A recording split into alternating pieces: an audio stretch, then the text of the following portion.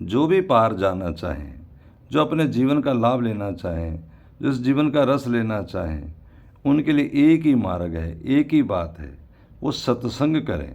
श्री भगवान भागवत में कहते हैं कि सत्संग से मैं जितनी जल्दी बस में हो जाता हूँ, ऐसा साधन न तप है, न योग है, न क्रिया है, न दान है, कुछ भी नहीं, केवल सत्संग।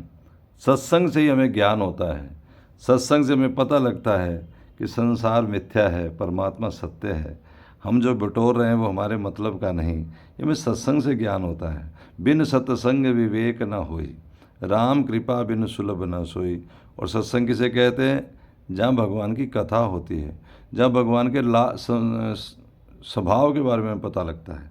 शंकर भगवान पार्वती को कहते हैं, उमा राम स्वभाव जही जाना, तही भजन तज भावना आना।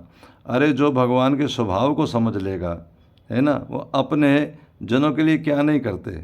हाँ, एक भगत जी ने दर्शन करने जमींदार के इंतज़ार किया, भगवान का खूब श्रृंगार किया, और जब वो नहीं आए तो उन्होंने मंदिर का पट बंद कर दिया और माला जो उनके लिए सजा के रखी थी ठाकुर जी की प्रसादी, वो स्वयं पहन ली। जैसे ही मंदिर बंद हुआ तो उसी समय जमींदार आ गया। अब भगत जी को पता लगा, उसने फट अपने गले की माला उतार के रख ली और वो माला जमींदार को दी। लेकिन जमींदार ने उस माला में एक सफ़ेद बाल देखा जो भगत जी के सिर से उतर गया था। उसने आगे से कहा, तो क्या आजकल भगवान के केश सफ़ेद हो गए हैं? अब इन्होंने कह दिया, हाँ हो गए हैं, हाँ महाराज हो गए हैं। तो उन्होंने कहा, ठीक है, मैं सवेरे दर्शन करने आऊँगा।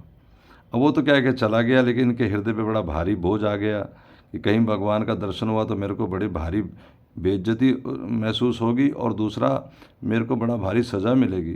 वो पूरी रात रो रो के गिड़गिड़ा के सच्चे मन से भगवान से प्रार्थना करते रहे कि प्रभु मेरी लाज बचा लो। और सवेरे जब पट खोला तो देख के हैरान हो गए, क्या कि भगवान के केश सफ़ेद ही थे। जमींदार को विश्वास न हुआ। जब उसने देखा, उसने एक बाल को खींचा कि कहीं नकली बाल तो नहीं लगाए, लेकिन उस बाल से खून की धार बही जो जमींदार के मुंह पर गिरी। इससे जमींदार और पुजारी दोनों धन्य हो गए। भगवान अपने भक्तों के लिए कुछ भी कर सकते हैं, ऐसा है मेरे भगवान का स्वभाव। जय जय श्री राधे।